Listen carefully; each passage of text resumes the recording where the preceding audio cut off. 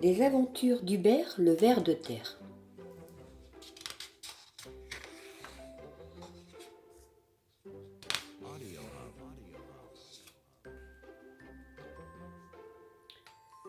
Hubert le ver de terre a très faim. Son estomac est tellement vide qu'il n'arrête pas de gargouiller.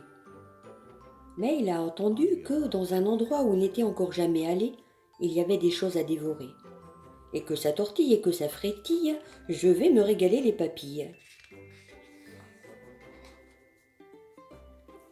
Quelle belle pomme, bien rouge, bien mûre, toute ronde.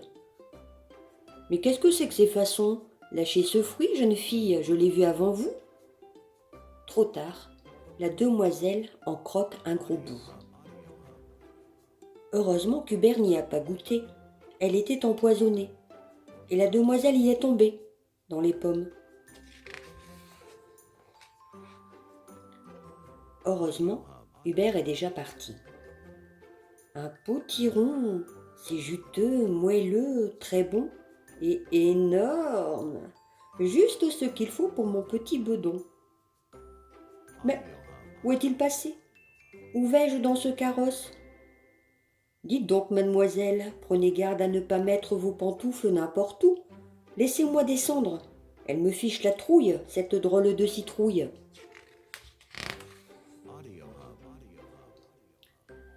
Hubert saute dans l'allée du potager tout secoué. Les légumes, c'est moins sucré, mais ce n'est pas mauvais. Je vais grignoter un haricot, c'est sans danger. Je n'ai pas appelé l'ascenseur. Que fais-tu perché si haut, mon enfant? Tu cherches de l'or et des géants? Toi, tu as la tête dans les nuages, et moi, j'ai le vertige en haut de cette tige.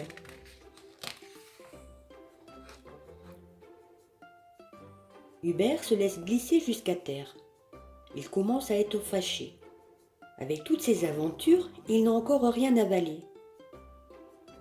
Que vois-je là-bas? Des petits pois. À l'abri dans une cosse, personne ne viendra me chercher des crosses. Aïe! Ça saute. Me voilà cueilli. Quelle poisse!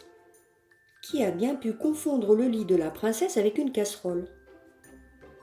Mais c'est la reine! Des petits pois sous un matelas. Vous êtes un peu fêlé ou quoi?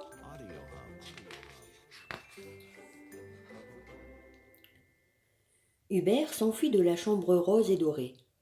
Allongé sur une plume, il plane jusqu'au château d'à côté. Toute cette poussière accumulée, mais où est passée toute la maisonnée? Les cuisines doivent être fermées depuis des années. Tiens, j'aperçois une jeune fille dans son lit. Excusez-moi, princesse, auriez-vous un encas, une tartine au chocolat? Qu'est-ce que c'est que cette laine et ce fuseau qui traînent à vos pieds? Dites donc, vous n'êtes pas très ordonné. Eh oh! Ohé! Y a quelqu'un là-dedans? J'ai compris, je repasserai dans 100 ans. Hubert bâille et ferme les yeux. Sa tête est lourde. Il bascule, roule sur un toit moelleux. Je rêve. Ils sont en pain d'épices, ces murs. Et les carreaux, on dirait du sucre. Je suis arrivée au paradis des gourmands. Oh, bonjour les enfants. Vous êtes ici pour déjeuner. Comment? Une sorcière vous retient prisonnier? Elle veut vous cuire dans son four et vous manger? Foi d'Hubert, ça n'arrivera pas. J'ouvre votre cage. Tant pis pour les biscuits. Déquerpissons de là. Hubert est un héros. Il a sauvé les deux petits. Mais il a toujours l'estomac vide comme un grelot. Il aperçoit un panier rempli de galettes, d'un petit pot de beurre et d'une poignée de mûres. Délicieuses les mûres, et pas seulement en confiture. Eh, ma jolie, où m'emmènes-tu? Tirer la chevillette? Si tu veux, tant que tu me laisses manger les miettes. Pourquoi l'appelles-tu mère grand la grosse bête? Ôte ce chaperon qui te cache les yeux ou va t'acheter des lunettes. Prends tes jambes à ton cou, il ne mange pas que de la soupe aux choux, ce loup.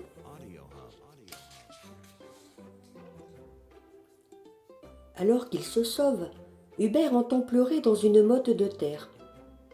Une cigale s'y désespère. Que vous arrive-t-il, ami cigale?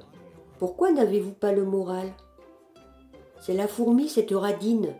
Elle a du blé à ne plus savoir qu'en faire et me laisse mourir de faim. Et si je lui demandais: Madame Fourmi? Derrière la porte, la réponse jaillit. Allez mendier et danser ailleurs, bande de parasites. Parasite toi-même, espèce d'horrible termite. Hubert est bien vexé. On lui a promis des victuailles à dévorer et à la place il se fait insulter. Il plonge alors dans la liane d'une étrange forêt. Mais que vois-je? Une cascade de spaghettis? S'il avait des pattes, le petit ver de terre se frotterait les yeux, car du balcon d'un château tombe une avalanche de pâtes aux œufs. Des pâtes comme en Italie, j'adore. Mais elles ont un drôle de goût. Ça ressemble plus au savon qu'à la soupe pistou. Dis donc, veux-tu me lâcher les cheveux, malotru? Ça ne va pas de mettre la bave dessus? Comment veux-tu que le prince y grimpe maintenant? Du haut de son balcon, une jeune fille tire sur sa chevelure, en voyant valdinguer le pauvre Hubert sans ménagement.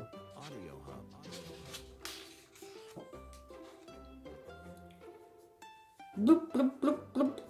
Hubert a plongé, mais il n'a pas pris ses palmes, ni son tuba. Et bien sûr, un ver de terre n'a pas de nageoire, ni même de bras. Il coule à pic, droit vers le fond. De toute façon, il ne mange pas de poisson. Et les algues, poif, ce n'est pas bon. Heureusement, une divine créature lui fait face. D'un coup de queue, elle le remonte à la surface. Belle sirène, mille merci. M'auriez-vous pris pour un prince pour m'avoir ainsi sauvé la vie? Vous voulez me chanter une chanson? Vous êtes gentille, mais sans façon. Je vais plutôt sécher sur le sable blond.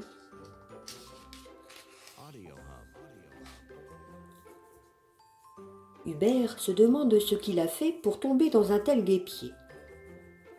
Enfin, sur le chemin, la chance lui sourit. Ils sont drôlement bons, ces petits cailloux.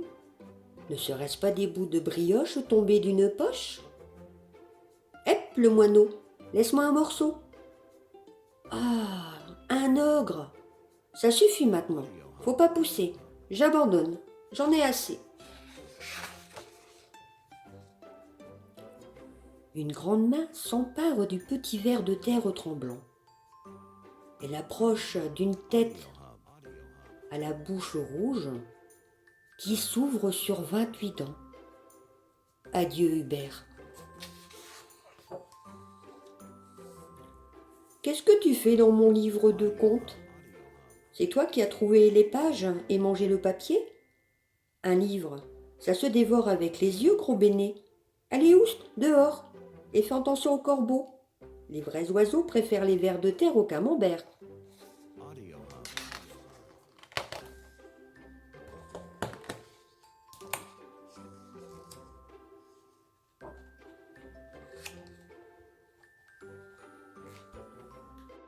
Audio Hub.